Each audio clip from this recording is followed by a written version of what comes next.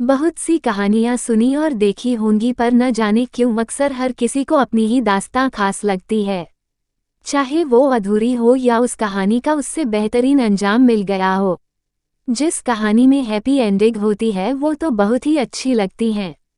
जिसको अपना प्यार नहीं मिलता, चाहे वो किस्मत का लिखा का हो या खुदा की कोई साजिश, उस कहानी की शुरुआत अनोखी ही होती है। कई साल पहले की कहानी नहीं है, ये बस कुछ महीनों पुरानी हाले दिल की दास्तां है, जिसे लफ्जों में पिरो रही हूँ। रोज की तरह बस स्टैंड पर अपनी बस का इंतजार कर रही थी और रोजाना की तरह ही न जाने कितने चेहरों को अपने सामने से गुजरता देख रही थी। लेकिन मेरी नजरें मानो ठहर गई हो, सिर्फ उसको देखने के लिए।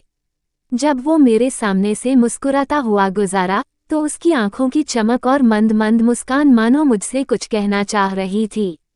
मैं नादान, अपनी खूबसूरती पर इतराते हुए आंखें तो फेर ली, लेकिन दिल थम सा गया, इसलिए चुपके चुपके उसे देख रही थी। शायद उसकी और मेरी नजरें आपस में बातें करने लगी थी, तभी तो उसको देख मेरे होंठों पर मुस्कान अपने आप आने लगी। फिर उसने कुछ कहा, मैं हैरान निगाहों से समझने की कोशिश करने लगी। वो हंसता हुआ मेरी ओर बढ़ने लगा। उसे ये करता हुआ देख मैंने शर्माते हुए अपनी आंखों को झुका लिया। उसने मेरे करीब आकर कहा, तुम नैना हो ना? मैं चौंक उठी और तुरंत पूछा, तुम कौन हो? कैसे जानते हो मेरा नाम? वो 2 मिनट मुझे ताकता रहा और फिर बोला, मैं वही वाला पागल लड़का हूँ, याद आया मोहतरमा?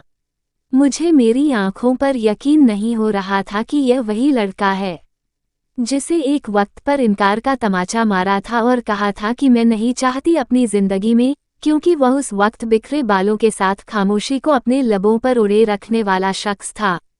मुझे क्या मालूम था कि वक्त यूं करवट लेगा और वही शख्स मेरे सामने बॉडी बिल्डर जैसे स्टाइलिश लुक में खड़ा होगा। उसने मुझसे पूछा कि क्या आज की हैप्पी एंडिंग हो चुकी है। मैंने हिचकते हुए कहा, नहीं। उसने हैरान आंखों से पूछा, क्यों?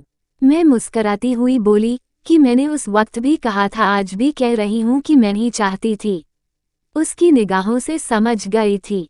उसके मन में बहुत से सवालों की लहरें उठी। मैंने कहा, मेरा इनकार का कारण तुम्हारे हालात नहीं, मेरी कैंसर की बीमारी है, जिसकी वजह से 1 महीने की जिंदगी की मोहताज हूँ। ये सुन उसकी आंख से आंसू गिरा और उसने झट से मुझे गले लगा लिया। मैं कितना गलत था जो कि ये सोच रहा था कि तुमने अपनी खूबसूरती के घमंड में मेरी मोहब्बत को ठुकरा दिया था, लेकिन हकीकत तो कुछ और ही थी। मैंने अपने आंसुओं को संभाला और उसकी ओर देखते हुए कहा, पसंद तो पहले दिन से थे, बस आज कुछ अलग लगे और फिर अपनी बाहों में ले अपनी ख्यालों की दुनिया में खो गई। कुछ वक्त बाद एहसास हुआ कि मैं सड़क पर हूँ और मेरी बस खड़ी है। मैंने मुस्कुराते हुए अलविदा कहा और बस में चढ़ गई। मेरी जिंदगी का वो पल बेहद हसीन था, जब मैं सब कुछ भूल उसकी बाहों में थी। आज अपनी मरण शैया पर सोई उसको याद करते हुए जब मैंने उसका बहाना दिया और सच जानकर उसने मुझे अपनी बाहों में मुझे भरा, बस अफसोस रहा कि मैं दोबारा चाह कर भी उससे मिल न सकी, क्योंकि मैं नहीं चाहती थी कि उसकी जिंदगी में कोई हो